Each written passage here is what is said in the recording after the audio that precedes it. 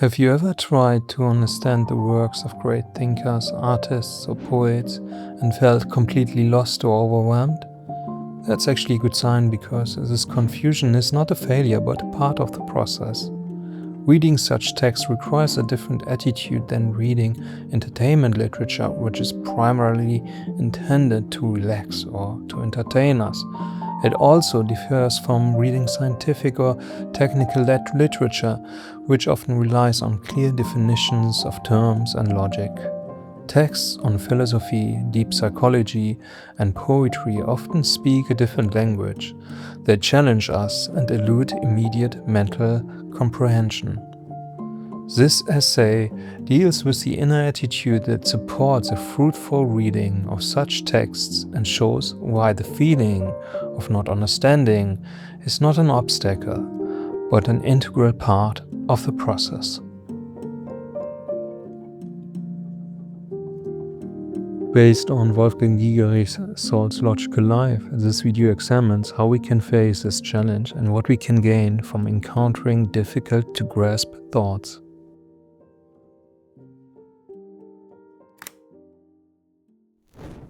In the works of thinkers, we find ideas that can have an implicit effect on us.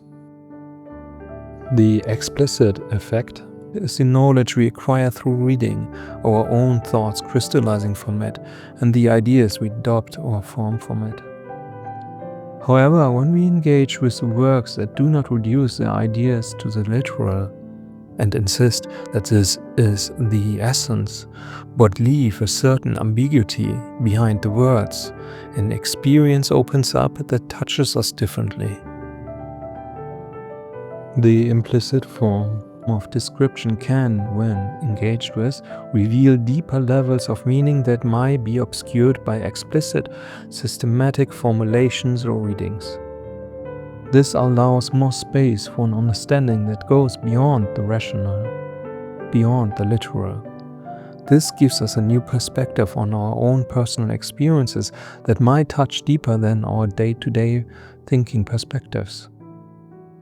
What this makes it possible for us is not the direct or literal understanding of ideas, but what shines through their descriptions, the space behind the literal.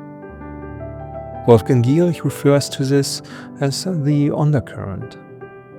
Like an undercurrent, the direction and meaning are influenced on a less obvious level.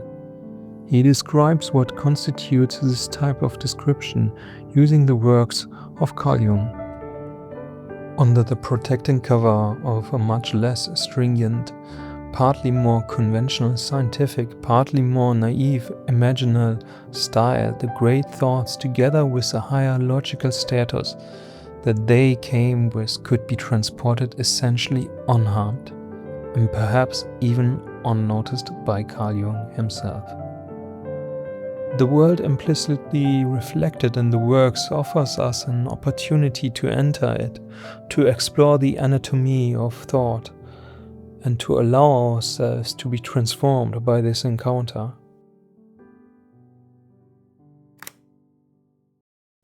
Quite in line with Wolfgang Giegerich, it requires a different kind of thinking. Dealing with the implicit thoughts requires a dissolution of entrenched patterns of thought. Our ordinary thinking must undergo a change in order to get closer to the meaning. In a sense, this is a process of dissolution that is taking place here. Ordinary thinking is infected by the anatomy of other thoughts and slowly dissolves. We have thus taken a necessary step across a threshold that enables us to explore the author's implicit thoughts. Further dissolution takes place.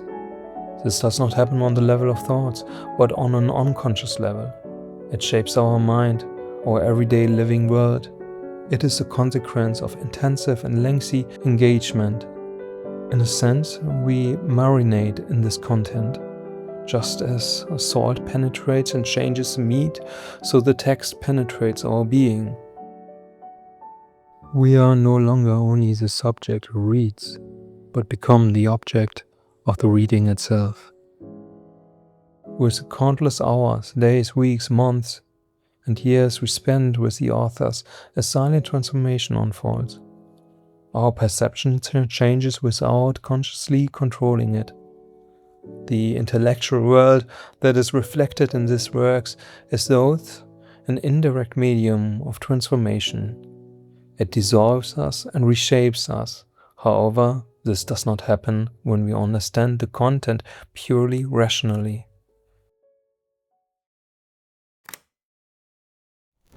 On the contrary, it can only happen when we fail in the process.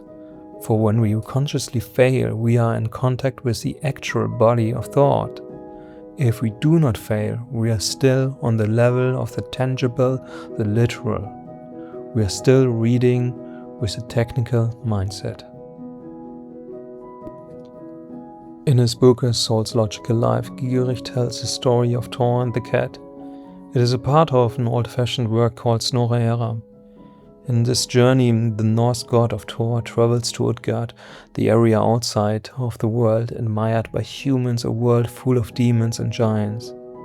The story is as follows. Thor enters the hall of Loki, the king of Utgard. The king and his men, all giants, receive him dismissively because of his small size and demand that he prove his abilities. Loki wants to prove to him that although he is known for his enormous strength, he is no match for the giants.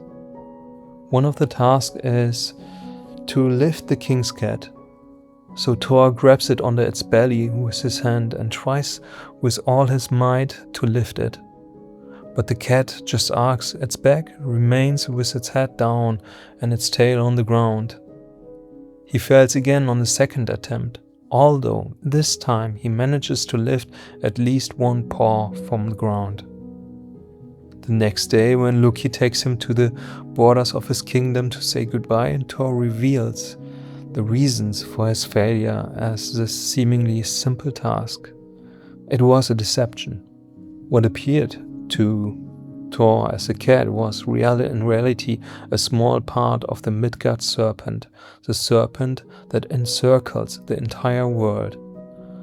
Loki and the other giants in his hall were filled with fear because they could see and witness the serpent.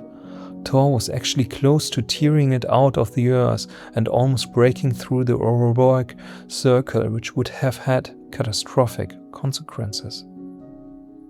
Giegerich uses the story as an allegory for dealing with thinkers, ultimately artists and poets. Thor fails to lift the cat, just as we fail to understand the ideas of great thinkers. He writes, "The fact that Thor failed in lifting the cat shows that he had a real access to the archetypal level. He was, in fact, in touch with the Midgard serpent. It was only his failure that enforced him to realize that what he had been struggling with must have been more than an empirical cat. Conversely, this means that the reader who understands the text, who can lift the cat, remains stuck on the literal meaning. They do not reach the archetypal level, the undercurrent of the text. Failure is an opportunity to recognize that we are in contact with something greater than what can be expressed in words alone. So in this sense, his failure is a testimony to the archetypal nature of his experience. It shows that there is a depth hidden in the text that remains intact and does not dissolve into complete reduction. A reduction that would claim that this is all that exists, that the words are sufficient to describe what is at stake. In the next quote, Giegerich writes about our everyday way of thinking, which in the story springs from the ordinary world. As I mentioned at the beginning, he says that if we want to value these thoughts, we must make a radical change in our thinking, represented in the story by the upheaval to Utgard. For every man's mentality, this is so because by default he stays in Midgard, in the ordinary, everyday kind of world, the dwelling places of humans, no matter where he might travel. In Midgard, things are confined to their positivity, to what they positively or literally are. This applies also to the works of great thought. However, the reader who is able to appreciate a thinker as a thinker no longer has his place in Midgard. He has crossed the threshold and therefore finds himself outside in Utgard. The task of every reader is to discover that they are dealing with more than just the text itself. The reader becomes aware that what is described is greater than it appears.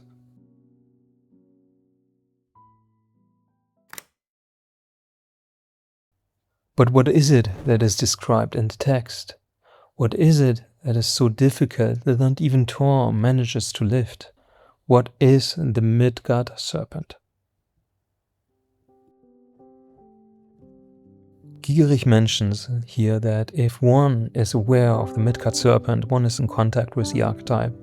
Thus, we are no longer dealing only with a world of order, but with a world in which such order does not exist, and which is therefore more difficult for our conscious minds to grasp.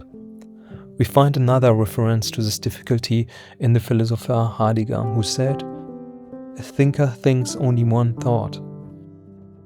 And Gierig takes up this idea of the one thought and writes, "According to Heidegger, each great thinker has, or better thinks, at the bottom only one single thought, and his entire work, that may lie out in many volumes and might even include shifts in position, is the working out and unfolding of this one thought."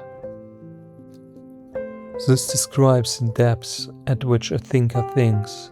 He does not think many thoughts, writes them down. He often, not consciously, orients himself toward a single thought. Through the complexity and nuance that characterizes his thinking, he is able to create a depth that goes beyond what can be achieved through words. Thus, the one thought is all-encompassing, similar to the Midgard serpent. When we delve into the works of great thinkers, failure is inevitable. But that is precisely where the key to the experience lies. It is not our rational understanding that gives us access to the depths, but the struggle with the incomprehensible. Like Thor, we cannot lift the cat. We are in contact with something that transcends our language. This failure is not a deficiency, but a sign that we have crossed a threshold. From Midgard to Utgard, from the everyday to the extraordinary. It means that we do not merely consume words, but that the words or the text is also working on us. Hello everyone, my name is Christian and I'm the creator of this channel, and I hope you enjoyed watching this video. If there was something in the video that resonated with you and you would like to explore your own questions, then feel free to book a free counseling session with me. The link you will find down in the description. And I hope I see you for the next video.